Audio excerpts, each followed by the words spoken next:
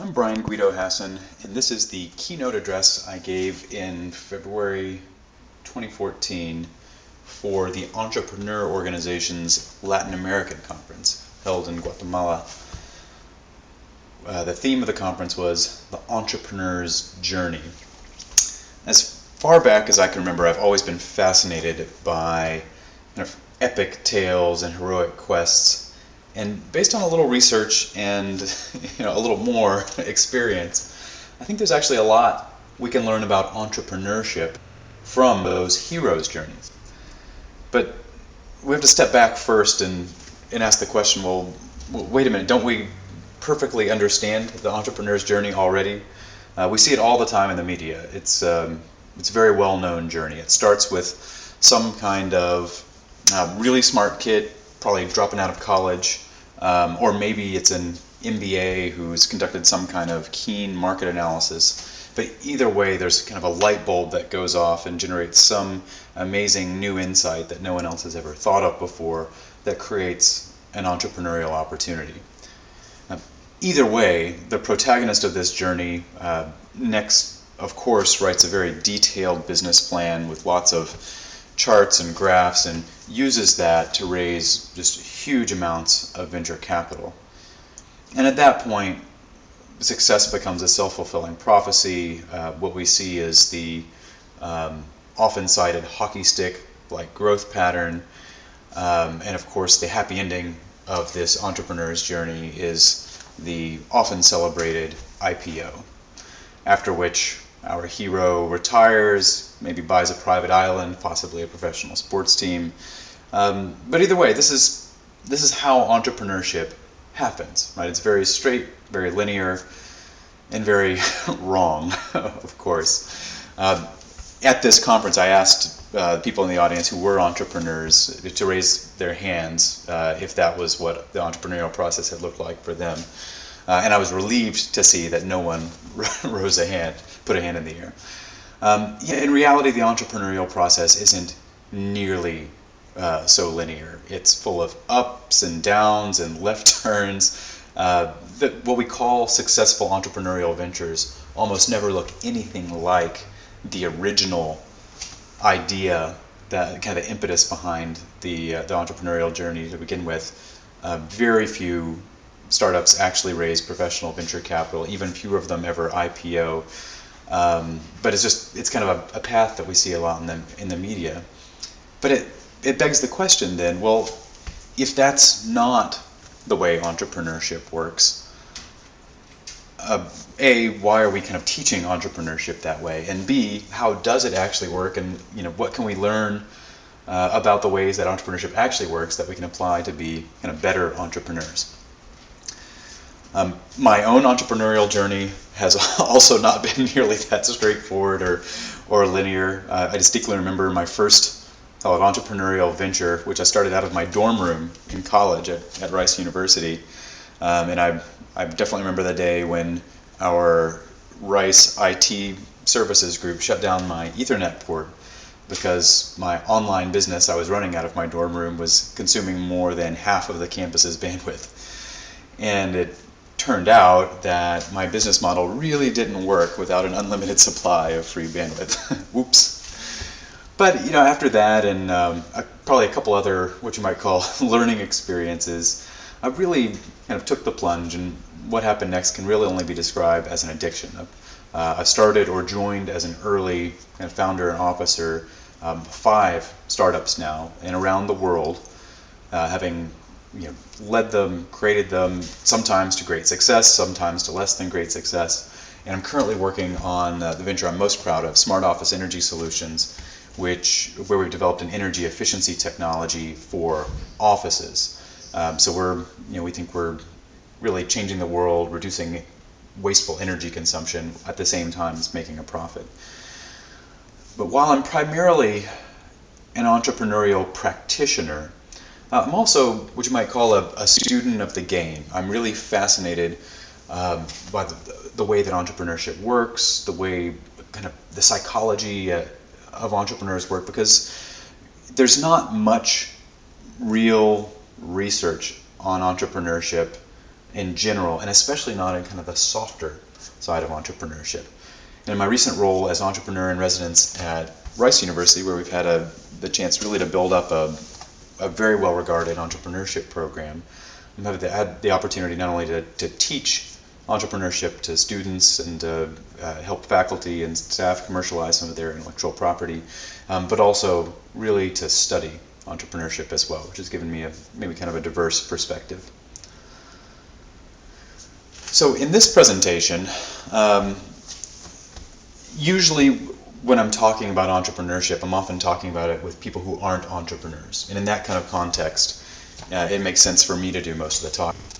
But here at the Entrepreneurs Organization conference, I was in a room in which literally, of the hundreds of people there, everybody was an entrepreneur. And so it seemed like it'd be kind of a waste for me to do most of the talking, because we could probably create a lot of value and maybe new insights by tapping the collective wisdom and experience of everyone in the room. Now, as anyone who has stood on a stage and talked with hundreds of people in an audience before, though, knows it can be somewhat of a challenge logistically to foster that kind of interaction. So I asked the entrepreneurs in the room if they would bear with me to follow kind of one simple rule, and that's when I ask them to break out and discuss amongst themselves some of the concepts that we're going to be going over, in order to get them to kind of come back and stop talking and return their attention to the stage, I would raise my hand. And I asked them to do two things when I raised my hand. One was to stop talking, and the other was to raise their hands as well. And that turns out to be a very effective technique, because if you're just raising your hand at the front of the stage, that's good. It's a very visible signal. But when all of a sudden everyone else starts raising his or her hand as well, that signal propagates virally, which of course is what tech entrepreneurs are all about. We want some kind of viral propagation of our messages, and it just really acts as a much more efficient mechanism to get people to quiet down without having to yell into the microphone. So that's a free tip. I can't take credit for it. I learned it myself from some great professors of entrepreneurship at IMD Business School in Lausanne, Switzerland. So the first thing we did was try to put it into practice. I asked all of the entrepreneurs to introduce themselves to the other people kind of at their tables. Then raised my hand, and I'll be damned if it didn't work very well. You have hundreds of entrepreneurs, people who are famous for kind of bending or even breaking the rules, and they were able to adhere to the rules pretty well, and that really helped along our session. So coming back to the notion of thinking that we've kind of got the model wrong in thinking about the entrepreneurial journey, I believe there is a model, though, to which the entrepreneur's journey maps very well, and that's the hero's journey, or sometimes called the monomyth, which was created by Joseph Campbell. 50, 60 years ago, Joseph Campbell just took a detailed look at all of the myths and fairy tales and legends being passed down from generation to generation across cultures around the world, and through thousands of years of recorded history. And what he discovered was really interesting. There was actually a kind of a common framework or structure to almost every one of those tales, and it's called the hero's journey.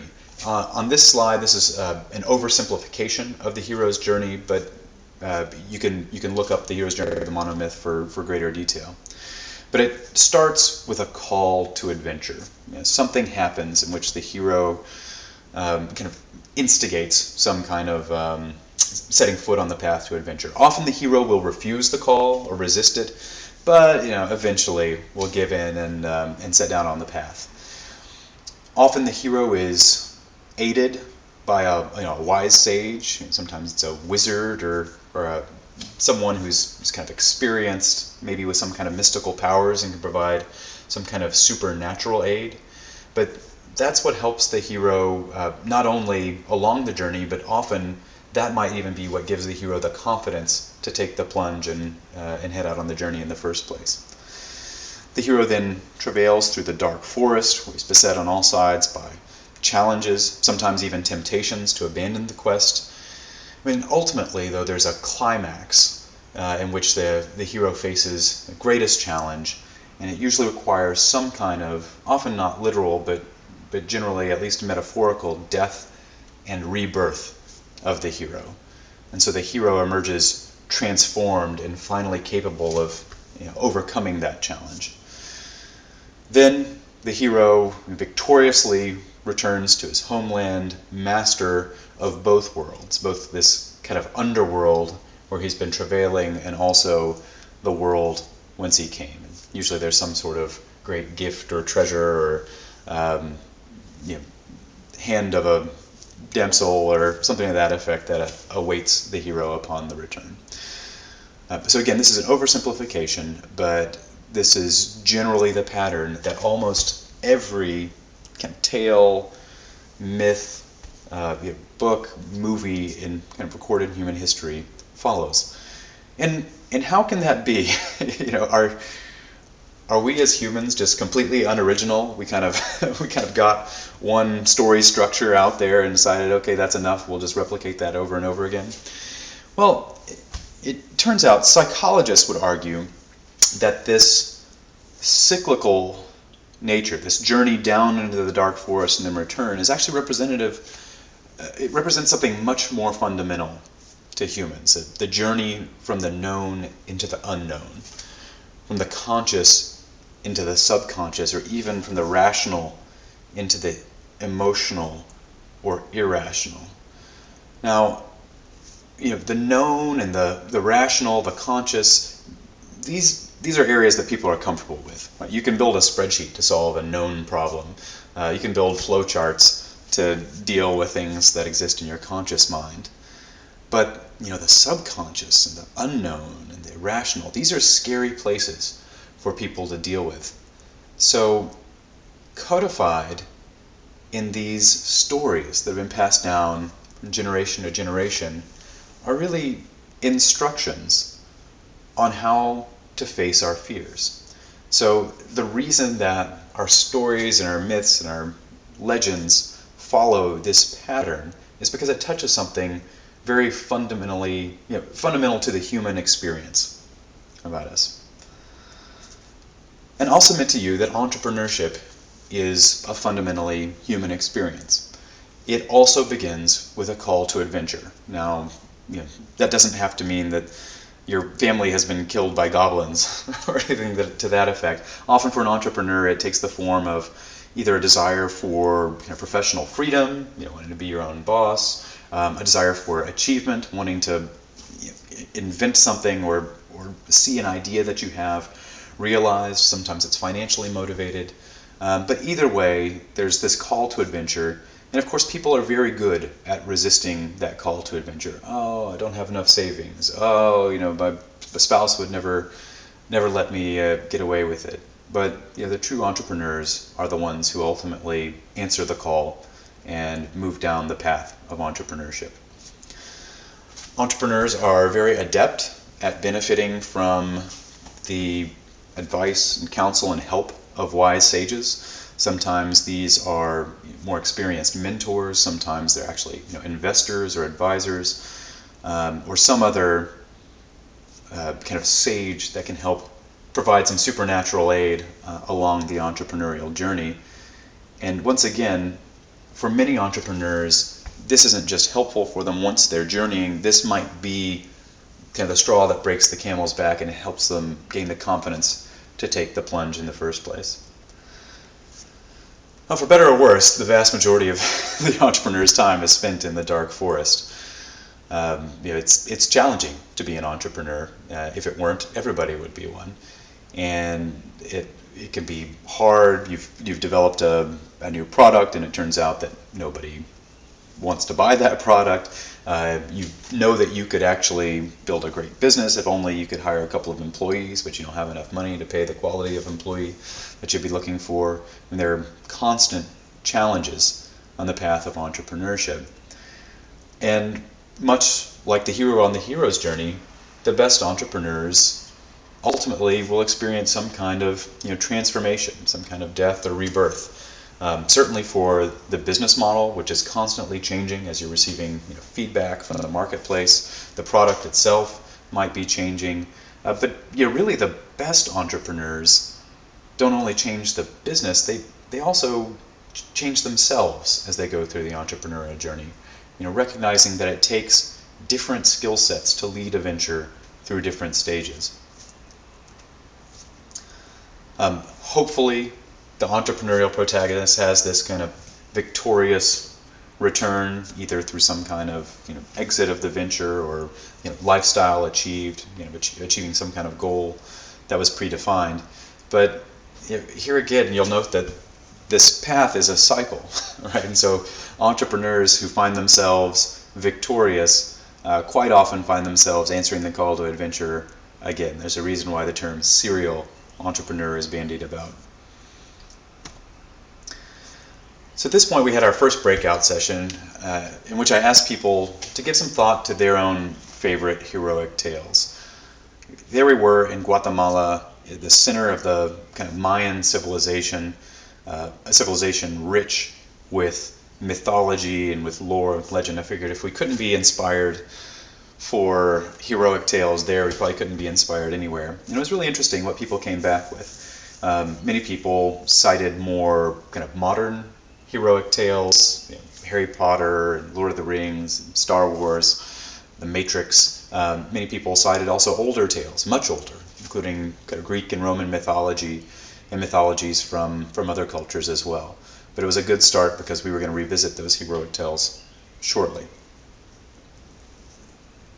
So if you believe me that the vast majority of heroic tales follow kind of a similar cyclical journey, and if you believe me that the entrepreneur's journey can be kind of mapped to that heroic journey, then it begs the question, well, what can we learn from the hero's journey that we can apply to the entrepreneur's journey to be better entrepreneurs? The first lesson is one that's pervasive in many, many heroic tales, many of which are kind of fundamentally underdog stories. Perhaps it appears best in the Lord of the Rings series, which is all about hobbits who have no particular skill at fighting or superpowers being the ones who really save the world. And Lady Galadriel says it best. She says, even the smallest person can change the course of the future. And I think that message really resonates with entrepreneurs. The studies are very clear. For better or worse, entrepreneurs aren't smarter than anyone else. They don't have better access to capital than others. Often what separates entrepreneurs from non-entrepreneurs is simply the willingness to take the plunge in the first place. People who aren't entrepreneurs might call that bravery. To entrepreneurs, it just seems like the way. But either way, this kind of empowerment, I think, is a very common theme for entrepreneurs.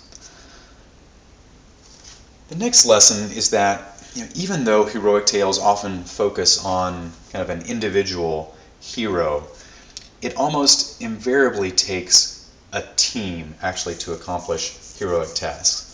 So we take Harry Potter, for example. Right? Harry Potter would have literally died every single year at Hogwarts if it hadn't been for his team, right? Those around him. So a team not only provides complementary skill sets for entrepreneurs, which are incredibly valuable, knowing your limitations and being able to fill them. They provide additional bandwidth in a challenging, bandwidth-intensive journey, and they provide emotional support as well, which we'll dig into later, which can be extremely helpful for entrepreneurs on the tough entrepreneur's journey. Written across the doorway, above the archway at the entrance to the temple of the Oracle of Delphi, is a simple phrase, know thyself. And that's one that really matters for entrepreneurs as well. True self-knowledge often can be painful. It might involve turning the mirror in on yourself and understanding what your own weaknesses are. But it's by understanding what those weaknesses are that you're able to address them, either through self-improvement or through bringing on team members who can help kind of fill those gaps. Not only does self-knowledge make you a better kind of entrepreneur, it's also crucial for leading effective teams. And as we already discussed, wise sages are incredibly important for entrepreneurs. But here's the rub. There are thousands, if not millions, of people out there claiming to be entrepreneurial mentors or gurus or experts, and I'll submit that the vast majority of them have very, very little value to offer. So, how do you separate the wheat from the chaff? Well, it's no coincidence that in heroic tales, the best wise sages are also former total badass heroes themselves, right? So let's take Yoda.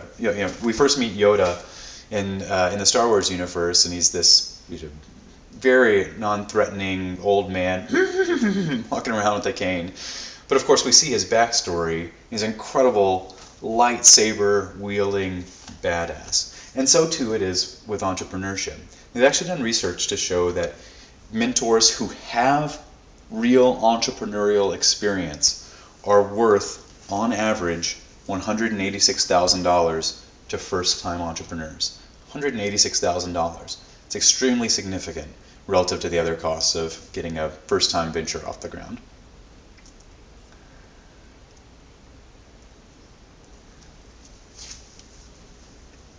And the best entrepreneurs also, as they're going through the dark forest, they make decisions in a very different way than non-entrepreneurs. The best entrepreneurs don't look at the 3 or 4 paths available through the forest and try to choose the best one. They often kind of create their own path through the forest, or maybe even over it or around it, often by kind of changing the rules of the game. This is worth some additional exploration. So the conventional approach through the forest is what I'll call kind of the corporate approach. Might even call it the academic approach. In this approach, someone kind of sets a goal in advance, some kind of end that he'd like to achieve, and then lines up the means with which to achieve that end. And that works very well in mature businesses, in existing markets with existing customers and known business models. But that's not the domain of entrepreneurship. Entrepreneurship involves starting a new business from scratch. Often you don't know exactly who the customer is or is going to be. The future is not only unpredictable, it's completely unknowable. And so the best entrepreneurs actually invert this process. They start with their means, who they are, what they know, whom they know, and they actually create and envision new ends based on that unique combination of means. That's really different because that requires divergent thinking rather than convergent thinking. By convergent thinking, this is often tough for people to grasp, so it's helpful to take them through a quick exercise. So if I ask you what the most used building material is in the building, wherever you are right now, you can pretty quickly give me the right answer. Maybe it's brick, or maybe it's cement, or maybe it's, glass, something to that effect. That's convergent thinking. Divergent thinking is if I say, okay, you've got 30 seconds, write down all of the uses for brick or concrete or glass or whatever that you can think of in those 30 seconds. And often people will really struggle to produce more than 3 to 5. But divergent thinking is what entrepreneurship takes. And the challenge is that convergent thinking is almost exclusively what we're developing in educational systems around the world. Now, the best entrepreneurs not only leverage their own means, but they're very adept at identifying partners who have different means. And when I put my means together with your means, we can create even new, completely unique possibilities that never existed before. So and I think a great example is Gandalf going over the forest with the help of the eagles. Why they didn't just use the eagles for the entire either a Hobbit book or the Lord of the Rings trilogy is beyond me. But either way, for one brief or two brief moments, Gandalf made for a pretty effective entrepreneur. Now, another lesson, I think, has to do with the meaning of what you're working on. So can you imagine how boring the Harry Potter books would have been if there had been no Voldemort? Right, it would have been just kind of a teen novel about a kid, goes to school, he doesn't like Draco Malfoy very much. Who cares? he chases after a girl every now and then. I mean, yawn. It takes something really significant, a villain like Voldemort, to induce heroic acts as great as those performed by Harry Potter. And the takeaway for entrepreneurs is that there are a million things you can work on as an entrepreneur, ranging from those that really try to help people and solve meaningful problems to those that don't, but they help you earn a quick dollar. And I'll submit to you that the more you work on the really meaningful problems, the more you'll not only have an easier time recruiting people, recruiting investors, you kind of accomplishing your goals, but the more you'll find meaning in your own life as an entrepreneur as well.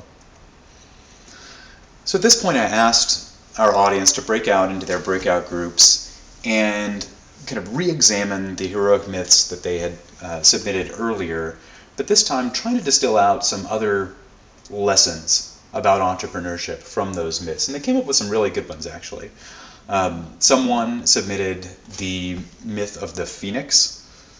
If you're not familiar with the phoenix, it's a bird that burns down completely to ashes and then is reborn from those ashes on a cycle.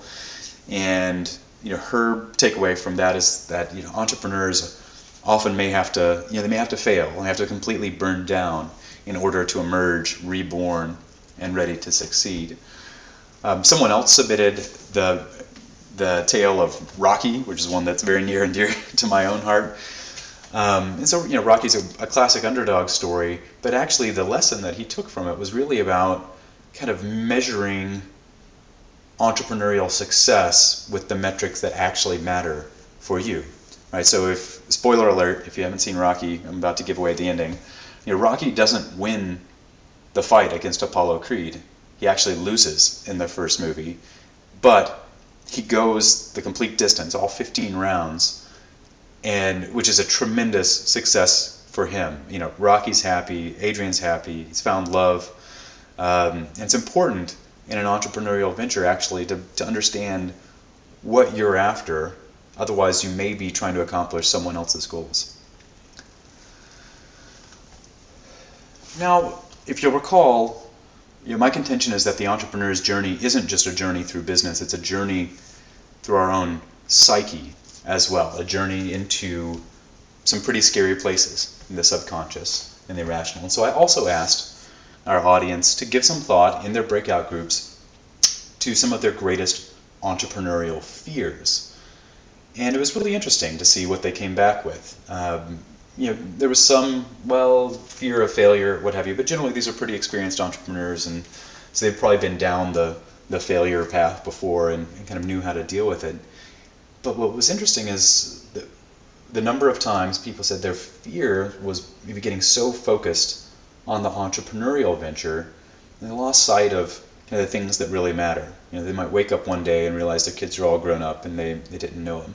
So it really tied in very well actually to the lesson that the one attendee took from the Rocky tale about making sure we understand our priorities and our goals in entrepreneurship, and keeping those in mind as we kind of live our lives in order to achieve them. Now, whenever we discuss fears, the next question is, if things are scary, how do we actually overcome those fears? And it turns out that as humans, we learn at a very young age how to take risks. Right when we're learning to walk, for example, we're necessarily going to fall. Right, when we fall, it's going to hurt. We might cry, but we gain confidence to take those steps, to risk that failure, to risk that hurt, because someone's there to pick us up. Maybe it's mom, maybe it's a teacher at our daycare program or what have you, but there's someone there who's a secure base for us to go back to when we fall. And it turns out that this pattern is so imprinted in us that we continue to use it kind of throughout our adult lives. Secure bases can be people, they can be things, they can be actions, but they're things that we kind of fall back on and rely on for strength and confidence to have the ability to take risk. If I can share, one of my own anecdotes, I was involved in a startup previously. It wasn't one that I founded, but I joined pretty early, and we were having a lot of success. We were growing like crazy, but I didn't feel successful at all because I was actually engaged in what's clear to me now was an emotionally abusive relationship with the founder and CEO. Now, it was interesting actually when I said that in the presentation. It was interesting to me how many people in the audience kind of nodded as if they also they understood what it was like to be in an emotionally abusive relationship with a professional counterpart. And so someone whom I would consider kind of a wise sage in my life, he had been a business school professor of mine and a mentor. He and I were out to dinner. I was sharing with him how I didn't feel successful, and he kind of put down his fork and he said, "Bryan, you're one of the most capable students I've ever had, and if you're not feeling successful, you need to get out of there because you have the power to change the world." And I just remember it was like, if I may be so melodramatic, it was like Superman basking in the glow of the yellow Earth sun. I felt energized. Every cell in my body felt immediately just ready for action to take on the world. Coming out of, it was such a stark contrast from how I had felt immediately before that, which was somewhat kind of dejected and not really knowing what the answer was. So he very clearly was a secure base for me, not only through that conversation, but also because I did then leave that startup and I started my current venture, Smart Office Energy Solutions. He was actually one of my first investors in that startup, so he was a very tangible, secure base for me as well. And I feel incredibly successful in this new venture. So it's, as entrepreneurs, we're used to being very self-reliant, very autonomous, but there's no shame in leaning on your secure bases. That's what we've been programmed to do since we were kids. So then I asked our audience to break out in the breakup groups and give some thought to who or what are their secure bases. And many of them came back with some kind of classic answers: parents, older business partners, loved ones, etc. But one young lady actually submitted a ritual as her secure base.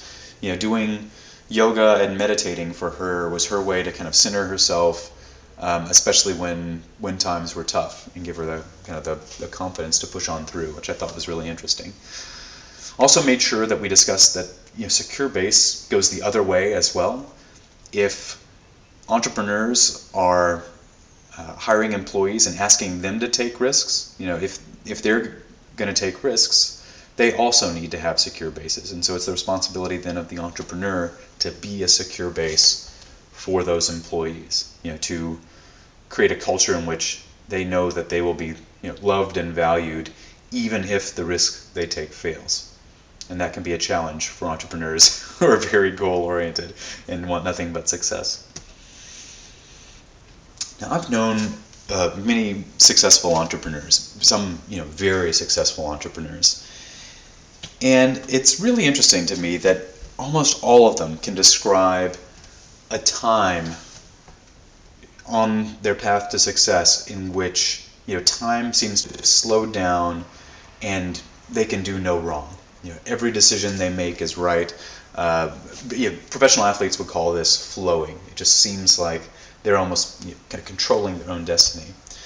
But what's even more interesting is that in almost all of those cases, that time came very shortly after one of the darkest times for those entrepreneurs, times when they were lying awake at night wondering if they were going to be able to pay their employees that week, times when they were having self-doubt, wondering if they should close the company. And so again, entrepreneurship is not straightforward and linear. It has dizzying highs and incredibly low lows as well. So I submit that the greatest kind of attribute or asset really an entrepreneur can have isn't capital, it isn't mad coding skills, but it's faith, it's belief, it's strength to persevere. This is what helps the entrepreneur make it through the deepest, darkest bowels of the dark forest. And again, this doesn't have to come purely from within. This can be supported by secure bases. A great case in point at the time of this presentation, again, this was in February 2014, so WhatsApp had just been acquired by Facebook for $19 billion. And the founder, years prior, had been living on food stamps. He had been rejected for even kind of an entry-level software engineering job at Facebook. And can you imagine how things might have gone differently for him if he had just kind of given up and decided, well, I'm just not cut out for this. This is too hard. I'm go get a job at McDonald's. No, he had faith. He persevered, and he has very clearly made it through the dark forest and had an extremely victorious return. So here again, in our final breakout, we ask the entrepreneurs to give some thought to times when some kind of faith or belief helped them persist through some of their darkest times. And they offered up some really candid stories about times they had gone through bankruptcy and divorce, times when things went really, really badly for them. And once again, they could have given up, but because of their strong faith and belief in what they were doing, they were able to persevere and now are very successful. And so this all comes back to this notion of the entrepreneur's journey. I think many entrepreneurs think of the entrepreneur's journey as this kind of linear path, almost like climbing up a mountain. But I think that's a very dangerous model to have in place. As entrepreneurs, if we think we're just climbing up a mountain to get to the top and we have a goal at the top, we're pretty good as entrepreneurs at kind of changing that goal. If that goal initially is $1 million in revenue, before we even get to 500,000, we've probably already moved that goal up to $10 million. And so we risk being constantly having that goal just out of reach. In Greek mythology, I think it was Sisyphus, who that was his punishment in Hades, was always just not quite being able to accomplish the goal. So it's more important, I think, to recognize that entrepreneurship is not a linear journey, and not to focus so much on the destination, but really to focus on the journey itself and to embrace that journey. That's where true kind of meaning and fulfillment as entrepreneurs comes from. And there was a great quote from a recent NASA kind of marketing ad where they're trying to kind of get people excited about NASA again. It said, "We are the explorers. There's a drive inside each and every one of us, a drive to wonder, to push the boundaries, and to explore. Throughout our history, we've taken both small steps and giant leaps in that pursuit. We don't know what new discoveries lie ahead, but this is the very reason we must go." Now I loved that quote because it really resonated with me. If you removed the word explorers and replaced it with entrepreneurs, I think it's just as accurate. I like this model of entrepreneurs as explorers, not so much of the bounds of physical space, but of the bounds of business, and as we've discussed a lot today, the bounds also of our own psyches. So with that, I'll wish you all happy exploring, happy venturing, and may the force be with you.